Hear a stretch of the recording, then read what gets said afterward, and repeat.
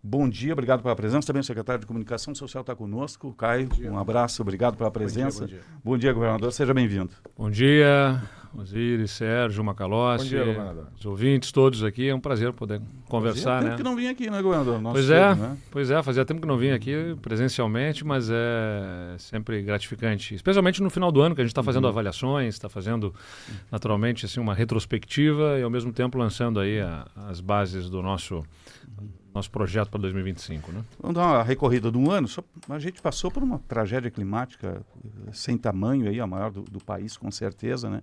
Ainda tem muito o que fazer. Eu converso com os colegas lá do Rio, São Paulo, da Band, e o pessoal, já está tudo resolvido de sempre. Não, tem muito o que fazer ainda. O principal gargalo ainda é a entrega de casas, governador? Eu sempre digo que a gente só vai poder dizer que o Rio Grande do Sul superou essa crise quando a última pessoa, a última família que não tiver recebido a sua casa tiver recebido. E isso leva mais tempo do que nós gostaríamos. Também me angustio, também fico aflito, mas você tem que definir local seguro, tem que identificar as famílias, tem que preparar terreno e recurso público. Você não sai ali na esquina com um cartão de crédito ou oferece um Pix, né? Não vou falar mais em cheque porque hoje em dia já Agora não tem é uma o caso. burocracia de regularização de fundiária que é difícil, E cartorial, aí, né? Que exatamente, tem tudo isso. né? Então, a gente... por isso, inclusive, que eu tomei a providência de encaminhar a contratação de moradias provisórias, né, que nós estamos instalando em vários municípios, que eu sabia. Né, minha experiência na vida pública fazia saber que nós teríamos dificuldade de imediatamente ter encaminhamento de construção, de moradias para todos. E mesmo aquela solução que o governo federal apontou, da compra assistida, que prometia ser algo que rapidamente colocaria casas nas mãos das pessoas, comprando moradias já existentes. Não tem imóvel no mercado, né, nessas regiões. De um lado não tem imóvel, do outro lado tem uma série de embaraços burocráticos, porque a pessoa, não é simplesmente você está falando de gente, né, de pessoas, de famílias, com suas características, seus sonhos, seus vínculos, né, em localidades. Não é assim, seu Sérgio, você morava aqui, agora eu comprei este apartamento, é o seu, vai-se embora para lá e acabou. Não, o Sérgio tem que ir lá ver o apartamento, é isso, não quer, tal. Ele acha um outro, só que o outro custa 210 mil e o governo se oferece a pagar 200. Tá, mas ele se oferece para pagar os 10 mil restantes, então, daquilo lá, não, o governo não autoriza, tem que ser só dentro dos 200. Então tem uma série de coisinhas, né, dentro desse programa que precisam ser ajustados. Mas eu acredito que ao longo do tempo a gente vai conseguir pressionar para que haja os ajustes naquilo que é federal, o Estado também ajustar os seus, que a gente vai identificando. Então a gente contratou moradias e entregou também ao longo do ano. Né? Já conseguimos entregar algumas, né, mas ainda precisa muito, não tenho dúvida. Reconhecemos que tem muito ainda para ser feito nesse sentido. Mas a gente já tem conseguido avançar muito em outras áreas. Por exemplo, estradas. A gente chegou a ter 550 pontos de bloqueios em estradas. Hoje tem quantos? Permanecem perto de 50 ainda. Mas quer dizer que 500 foram resolvidos de alguma maneira, né? Então dá para olhar pelo que falta fazer, dá. Mas dá para olhar pelo muito que já se fez e que já conseguiu avançar também. Governador, qual é o risco de, passando muito tempo, especificamente sobre moradias, disso se perder pelo caminho e parte dessa população não ser atendida? Existe algum mecanismo que protege essa população, que dá garantias? Na medida em que houve, né, levantamentos da assistência social, você tem o cadastro dessas famílias, né? Agora, naturalmente, muitas delas vão tomando as suas providências de saírem, indo para outros lugares, enfim, né? Então, é importante que se mantenham sempre em contato com esta base da assistência social, né, dos municípios, para evitar que haja qualquer tipo de perda de contato para entregar o que elas precisam e merecem, que são as moradias, sem dúvida nenhuma. Deixa eu juntar aí nesse tema também o Vale do Taquari, que lá se falou muito da necessidade de tirar as populações, até indústrias, comércios, da região ribeirinha para outros locais mais seguros. O governo do estado certamente está acompanhando isso muito de perto. Isso está sendo possível fazer porque tem que encontrar terreno, tem que encontrar regiões que possam ser loteadas e depois feito toda a urbanização para botar as famílias lá. Isso está avançando? Não, está avançando. É claro, o desafio também são muitas frentes ao mesmo tempo. Então, são dezenas de municípios. Então, a gente elenca prioridades onde há áreas mais adensadas. Então, pega uma comunidade que ficou muito simbólica, né, do Passo de Estrela, em Cruzeiro do Sul, uma localidade que o rio Taquari, né, faz uma curva ali, ele naturalmente com o excesso de águas, a curva A água não respeita, né? A curva... Tem uma expressão na região, Sim, lá, o ela rio passa não reto. fez a curva. O rio passou não reto. fez a curva. E ele não voltou para a caixa. Essa é a geografia dele E hoje. destruiu ali, né? Tudo. Então é muito chocante aquela imagem. Toda aquela comunidade não pode mais estar ali. Então o Estado desapropriou áreas próximas, em local seguro. Nós já temos ali um anteprojeto para fazer todo um loteamento. Pretendemos fazer a contratação de forma integrada, ou seja, projeto executivo e execução da obra do loteamento aí, logo no início de 2025. Então, esse ano teve que fazer toda a tramitação dessa desapropriação, enfim. E me reuni ainda na semana passada, revisando com a nossa equipe o que eu tenho determinado. Junto com a moradia, né, com esse novo bairro que vai ser feito, tem que ser feita também o projeto para reconverter a área do antigo bairro, do Paço de Estrela, num parque, para que não haja novamente ocupações naquela localidade. Sim. Porque a gente sabe como é que as coisas são. Né? Isso vai virar vila irregular. Né? Daqui a pouco as pessoas começam, outras pessoas, ou as mesmas pessoas começam não subiu o rio mais, não vai acontecer tão cedo, enfim, quando vê, começa a ocupar novamente uma área que é de risco. Então a gente tem o desafio de construir as moradias, conseguimos o terreno, contrata projeto para executar a obra, é dinheiro público, né? Não saio contratando quem eu quero, você tem que fazer uma contratação que obedeça um termo de referência tem que ter algum nível de anteprojeto, fazer o anteprojeto precisa ter equipe técnica, as equipes técnicas estão assoberbadas porque são demandas em tantas frentes, a gente está buscando aí contratar emergencialmente servidores. O sindicato entra na justiça e consegue uma decisão para suspender a contratação emergencial de servidores. A gente tem plena confiança de que vai reverter isso. Mas então é isso, são esses os desafios da máquina pública, mas nós somos persistentes, nós vamos insistir, não vamos deixar essa coisa ficar para trás, não. Governador, bom dia. Longe de mim querer fazer intriga entre o senhor e quem quer que seja, mas ontem nós estávamos... Já fazendo. Ontem nós estávamos conversando aqui com o ministro Paulo Pimenta. Só aqui entre nós, então. Né? Tem aquela frase, tudo que vem depois, antes do mas não interessa. Né? Mas ontem nós entrevistamos o ministro Paulo Pimenta e ele, de certa forma, contemporizou o problema arrecadatório do Estado. Ele colocou em dúvida se o Estado, de fato, no final, ao fechamento de 2024, vai ter a queda de arrecadação que se esperava. Como é que o senhor vê o desempenho da arrecadação do Estado? A arrecadação reagiu, é fato. O ponto não é sobre se a arrecadação reagiu ou não. Eu não ouvi a entrevista do ministro Pimenta, mas imagino que tenha sido dito. O ponto objetivo é que quando nós defendemos que houvesse um mecanismo de seguro da receita do Estado, não é sobre qual é que vai ser o resultado final lá na frente ou não da arrecadação. É sobre acontece uma enchente, isso impacta a nossa economia, qual é que vai ser naquele momento era uma incerteza sobre a arrecadação do Estado. Eu não posso sair gastando um dinheiro que eu não tenho sem saber o que vai acontecer na frente com a minha arrecadação. Então, o Estado fica por algumas semanas, ou até alguns meses, numa situação de eu posso sair gastando e fazendo o que eu tenho que fazer, ou eu tenho que me preparar reservando recursos para enfrentar um longo período de queda de arrecadação. Então, era sobre...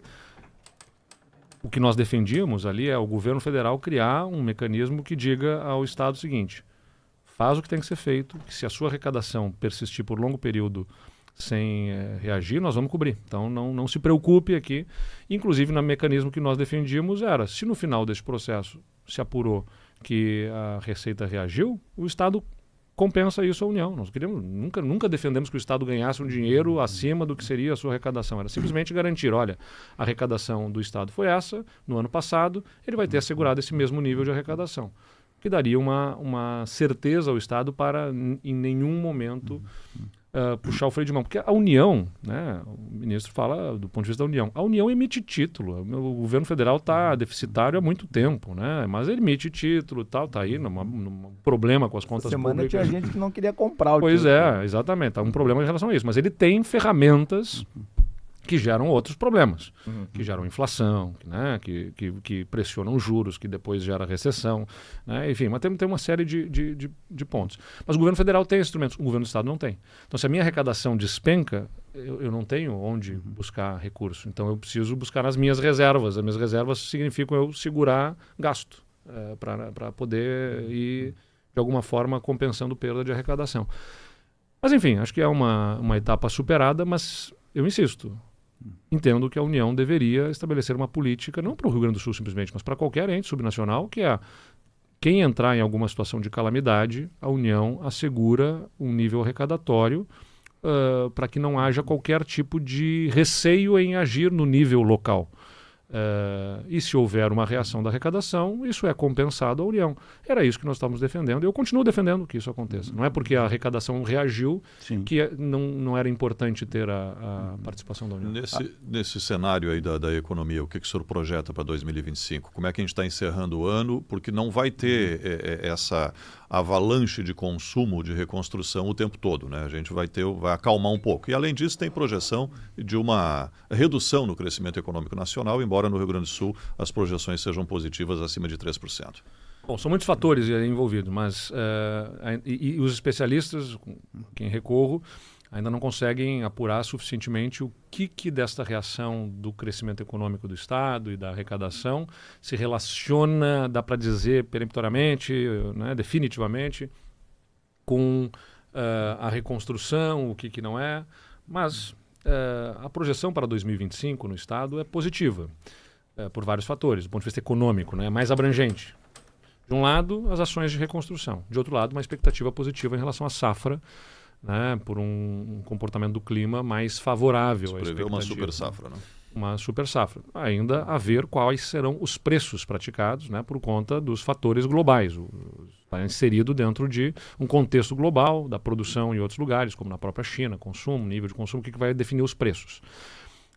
Mas há uma expectativa de uma safra muito boa, né, para o próximo ano. Então, isso anima a nossa economia, a reconstrução ainda vai também, né, ser impactante, medidas de estímulo à economia ainda vão estar surtindo efeito, então 2025 deve ser um ano bastante positivo para o Rio Grande do Sul, é a nossa expectativa. Agora, o senhor fez uma renegociação da dívida e a reboque muito da tragédia climática. O senhor está satisfeito com ela? Não corre o risco dali adiante ela ficar ruim para o Estado novamente? Olha, Osiris, o que... Muitos dizem que essa dívida já foi até paga. O que eu defendo é o seguinte... outras regiões do Brasil, vou insistir em algo que eu já falei, mas vou persistir aqui para que as pessoas compreendam.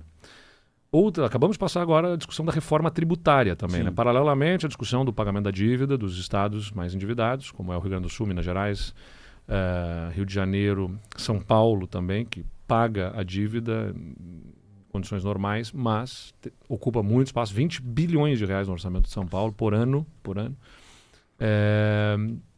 Então, ao mesmo tempo que se discutia novas regras para o pagamento da dívida, se discutia a reforma tributária. Na reforma tributária, regiões do Brasil, como a Zona Franca de Manaus, colocando mais benefícios, mais vantagens, mais estímulos.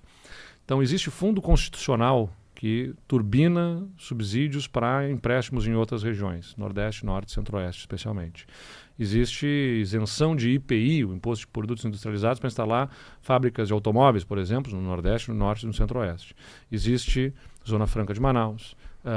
Quando o ICMS interestadual, que é definido nacionalmente, envolve estados dessas regiões, é 7%, para nós é 12%. Então tem uma série de incentivos para as outras regiões. A região Sudeste, que já é beneficiada pela concentração populacional, afinal, né, tem uma boa parte da população, concentração, que gera nessa demografia também um estímulo econômico, né, por concentração de gente, indústrias, enfim. Tem os royalties do petróleo e também da mineração, mas especialmente do petróleo. O Rio de Janeiro, última informação que eu tinha colhido, deve ter 30 bilhões de reais de arrecadação com royalties de petróleo por ano. O Rio Grande do Sul tem, para dar a dimensão, a esse mesmo título, 300 milhões de reais por ano. Então, 300 milhões de reais o Rio Grande do Sul recebe de royalties. O Rio de Janeiro recebe 30 bilhões de reais. 1%. Então, assim, a diferença é um abismo, né? Então, nós não temos royalties, nós não temos fundo constitucional, nós não temos ferramentas tributárias específicas de desenvolvimento, como outras regiões têm, do Brasil para elas. É importante Distrito dizer. Federal tem fundo constitucional. O Distrito Federal tem fundo constitucional que paga boa parte das suas despesas. Nós não temos nada disso e ainda temos que pagar potencialmente 12 a 15% da receita corrente do Estado da dívida, como dívida para a União, não está certo. Né? Esse é um tratamento injusto que a União dá ao Rio Grande do Sul. Eu digo potencialmente porque o Estado está com a dívida suspensa para um fundo, mas ali na frente ele volta a pagar. Então, a minha preocupação como governador não é simplesmente resolver a circunstância do meu governo. Minha preocupação como governador é entregar para o próximo governador futuro.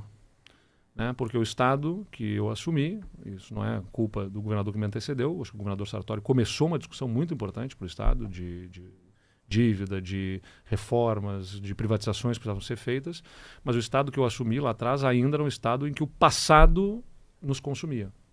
Nós conseguimos resolver boa parte desse passado.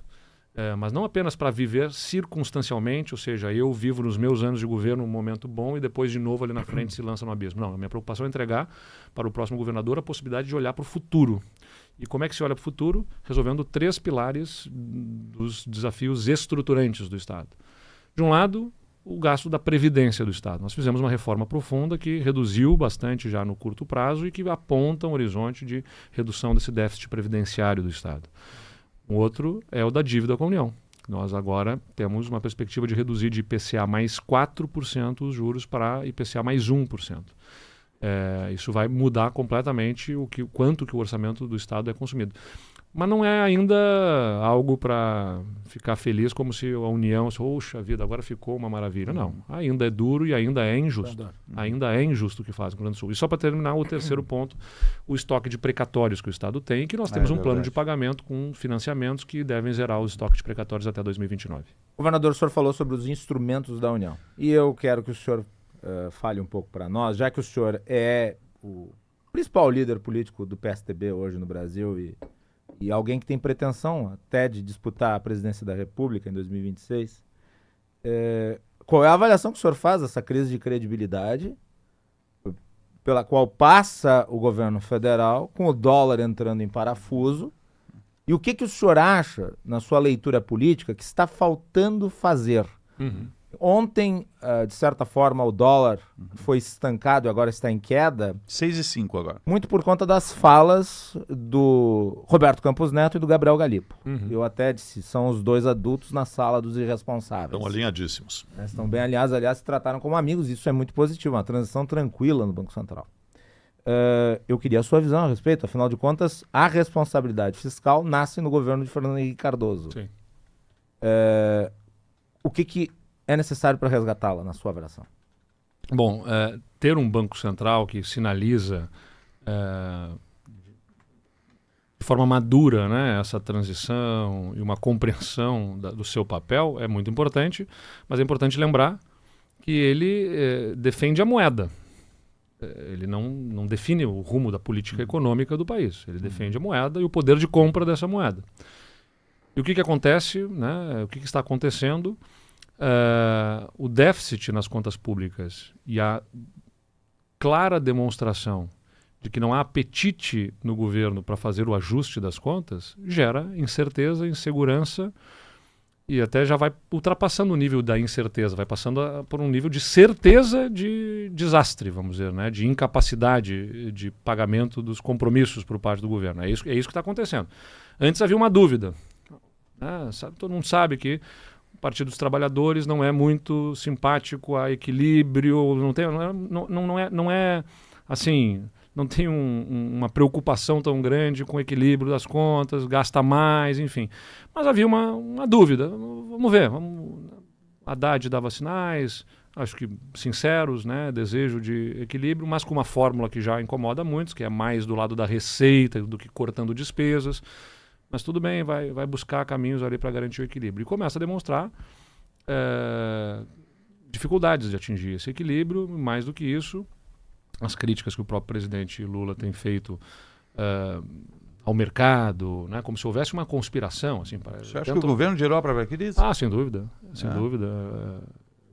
O governo fomenta, eu ouvi essa expressão de um economista que dizia, o governo está se afogando e afogando o Brasil num pires. Na verdade é isso, o o problema existe, tem um desafio grande, tem as questões de contexto global, né? Estados Unidos com as suas sinalizações sobre juros, você tem um contexto de conflitos em determinados locais que de alguma forma afetam, enfim, tudo isso tem uma interferência, naturalmente, de um contexto global, mas o problema do Brasil está dentro do Brasil, um problema doméstico, que é especialmente esse déficit nas contas, ou seja, o governo gasta mais do que tem capacidade de gastar, e isso sinaliza uma trajetória da dívida pública que pressiona juros, né, que vão gerar de alguma forma, ou que pressiona a inflação, o governo está gastando mais do que circula na economia real, pressiona a inflação, o que o Banco Central faz? Eleva juros, porque ele tem que trazer, o papel dele é esse, trazer a inflação para a meta. Porque o papel dele é defender a moeda, o poder de compra da moeda. Se a moeda está perdendo valor, ele tem que fazer com que a moeda tenha valor, ficar mais escassa a moeda, inclusive, para ela não se deteriorar no seu valor. Por isso que eleva juros e freia a economia, e isso gera impacto nas famílias mais pobres. Então, o que a mim incomoda, na minha forma de ver a política e a forma como o governo deva gerir, ficam insistindo num debate como ajuste de contas é coisa de gente insensível. É mais ou menos isso que tentam traduzir. O mercado quer conspirar, parece que o mercado se reúne no porão com algumas pessoas e fica sabotando o país e tal. Não é, o mercado somos todos nós, né? Vamos lá, a pessoa vai comprar um apartamento, o cara que é o dono da incorporadora está gastando dinheiro que não consegue pagar os seus fornecedores, sinaliza que não vai conseguir concluir a obra, o que você vai se dispor a pagar nesse apartamento, né? Vou comprar esse apartamento se for um valor muito competitivo, vou forçar ele baixar o preço para poder comprar, porque o risco que tem ali é muito grande. No caso do governo, o governo vende títulos para poder se financiar, mas ele gasta tanto que sinaliza que ali na frente ele pode ter dificuldade de pagar. Então, o prêmio tem que ser muito alto, ele joga, né, o investidor vai cobrar um prêmio mais alto, para assim, tentar traduzir de alguma forma, né, os desafios que a gente está enfrentando no Brasil. Esse congresso dá para fazer mais, governador? Esse acho congresso fisiológico? Tem um desafio político. O congresso é reboque de emendas, né? Tem um desafio político com o congresso, mas é o papel do governo articular e ter capacidade de articulação. Eu sempre digo, eu como governador aqui não fui eleito para tentar fazer, eu fui eleito para fazer. E para fazer envolve a articulação com o parlamento. É o meu papel ser, né, um líder que articula, faz política para poder aprovar. Não fui eleito para no final do mandato dizer, olha, eu tentei fazer e o parlamento não me deixou, a Assembleia não me deixou. Então, mais ou menos que o cara entrar no jogo, no time, no futebol e dizer assim, eu tentei fazer, mas o adversário não me permitiu, né? O time contrário, o goleiro do outro time não me permitiu. Mas, bom, eu tenho que saber articular, ajustar para fazer o gol. Então, é o meu papel. Macalossi lhe perguntou aí sobre a visão nacional desse momento aí. Eu quero trazer agora um passo atrás ou um passo ao lado, né? Porque nós estamos entrando num ano pré-eleitoral. O seu partido sofreu uma desidratação na eleição de 2022, né? Diminuiu muito de tamanho, falou-se em fusão com outros partidos, de vez em quando especula-se no seu destino político, se o senhor permanece ou não no PSDB, e o senhor tem se apresentado já há algum tempo como uma opção diante do cenário que tem hoje no Brasil e no mundo de polarização. Daí agora não dá nem para dizer que é Jair Bolsonaro, mas a família Bolsonaro se apresentando como opção. Lula não nega que é candidato à reeleição e no meio disso a gente tem vários candidatos ou possíveis candidatos de centro-direita ou de centro, não é? Qual é a sua estratégia para 2025, visto que o calendário político eleitoral já é 2026? Bom, o PSDB, infelizmente, enfrentou muitas dificuldades. O partido governou o Brasil e deu um rumo ao país nos anos do governo Fernando Henrique. Equilibrou a moeda, né? Trouxe a inflação para o lugar de controle, amadureceu o país institucionalmente, depois de o primeiro presidente eleito ter sido cassado, né? Impeachment, o presidente Collor, presidente Fernando Henrique tinha uma tarefa não apenas de estabilizar o país do ponto de vista fiscal e inflacionário, mas também institucionalmente, politicamente. E cumpriu esse papel. Lançou os primeiros programas sociais que até hoje remanescem. O Bolsa Família deriva do Bolsa Escola, do Bolsa Alimentação, criados pelo presidente Fernando Henrique numa estratégia de transferência de renda. Então lançou as bases para o Brasil que a gente tem hoje. Depois o PSDB passou para a oposição e protagonizou a polarização. Por isso que eu digo, polarização por si só não é um problema. A gente fala da polarização, o problema é a polarização, tem que acabar com a polarização. A polarização sempre vai existir. Vai ter quem está no governo e vai ter alguém que se destaca na oposição ao governo. É a polarização. O PSDB polarizou. O problema não é a polarização, o problema é esta polarização, que é destrutiva, né? Porque é um campo querendo aniquilar o outro e sem ter condição e clareza do que propõe para o lugar. É esta polarização que eu considero nociva assim, ao país. Mas o PSDB estava polarizando, até que em 2018, fruto também de problemas que o próprio partido enfrentou e que lideranças suas enfrentaram por denúncias e tal, ele perdeu esse protagonismo na polarização. E aí ficou especialmente difícil para o PSDB. E depois, questões internas do partido acabaram lançando dificuldades ainda maiores, né? Como, na minha visão, a forma como se conduziu, especialmente em relação a São Paulo. Né? Naquela eleição, que o governador João Dória não tinha condições de sustentar a sua candidatura à presidência, por isso mesmo eu me apresentei, mas forçaram a barra para mantê-lo candidato e perderam o governo de São Paulo e não foi nem candidato a presidente da República. Enfim, tem uma série de questões, já não vale a pena ficar simplesmente revisitando. O ponto é que as regras do jogo no sistema eleitoral que nós temos tornam especialmente desafiador para o PSDB esse futuro. E por isso nós começamos a discutir dentro do PSDB um caminho que pode envolver fusão, incorporação, alguma associação a forças políticas que, nesse contexto, estão conseguindo melhor posicionamento para jogar esse jogo. Mas o senhor fica no PSDB? O senhor teve o convite do Kassab, né? Tem uma ótima relação com o presidente do PSD, o Kassab, tem muito boa relação com lideranças do MDB, né? A gente conversa com eles, outros partidos também abordaram, mas eu tenho 23 anos de filiação ao PSDB. A discussão sobre o futuro, sobre o meu futuro político, passará antes por uma discussão sobre o futuro político do PSDB. Né? Então vamos discutir internamente dentro do partido uma estratégia para lidar com esta circunstância. Vai se aprofundar eleitoral. Agora já em 2025. Nós começamos conversas importantes dentro do partido nesse sentido e eu espero que logo nos primeiros meses de 2025 a gente tenha uma sinalização, um encaminhamento da estratégia que o partido deverá adotar.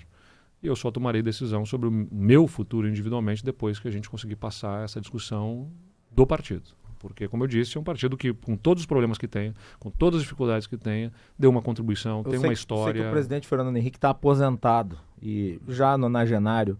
O senhor chegou a falar com ele sobre isso? Não, recentemente não. Eu tive com o presidente Fernando Henrique mais para o início do ano. Né? É uma situação de saúde que inspira alguns cuidados e um grande respeito, uma admiração. O presidente está com 93 anos de idade, né? Merece todo o nosso respeito e nossa consideração. Inclusive em respeito, independentemente do que ele expresse, né, em relação a esse tema, em relação à história que foi construída pelo partido, por ele e por tantos outros, né, como Mário Covas, José Serra, Franco Montoro e outras lideranças que deram muita contribuição ao Brasil.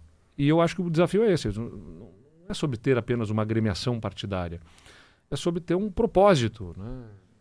Eu acho que nos governos do PSDB, como aqui no Rio Grande do Sul, a gente conseguiu mostrar, né, associando a conversa que a gente estava tendo aqui antes, que equilíbrio fiscal e ajuste nas contas não é inimigo da sensibilidade. Pelo contrário, a sensibilidade que a gente tenha para fazer política cuidando de quem mais precisa só consegue ter dimensão e impacto na vida das pessoas se tiver contas equilibradas. Eu sempre brincava com quem me visitava no início do governo, lá em 2019, prefeitos, né, ou qualquer setor econômico. Invariavelmente, a abordagem era: governador, olhe com carinho.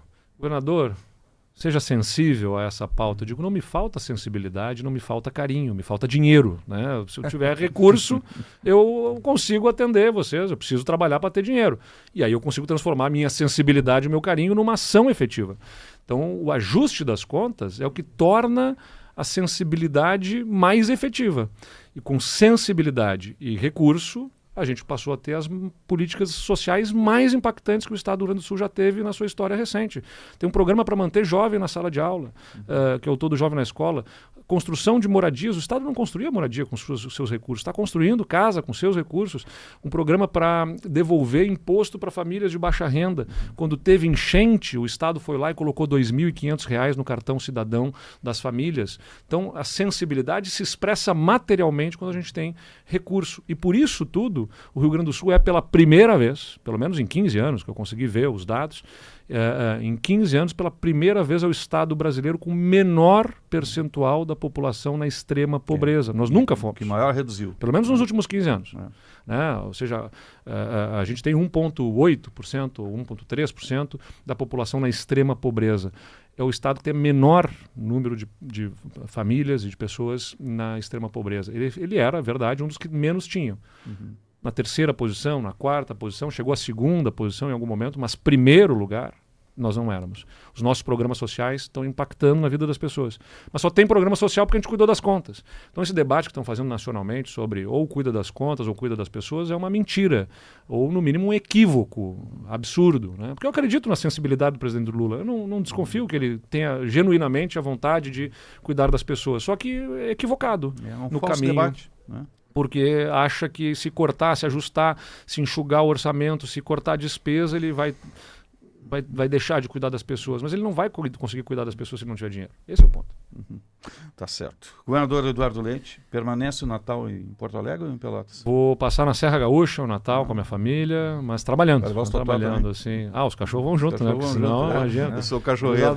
Eles adoram. Obrigado pela presença conosco aqui. Feliz Natal, boa passagem de ano também. Conte com os microfones sempre do Grupo Bandeirantes aqui. Obrigado, deixar um grande abraço ao povo gaúcho, né? Desejar um Natal com muita alegria, né, com muito amor e, claro, que um 2025 que seja cheio de esperança no coração. Aliás, insisto nisso. Né?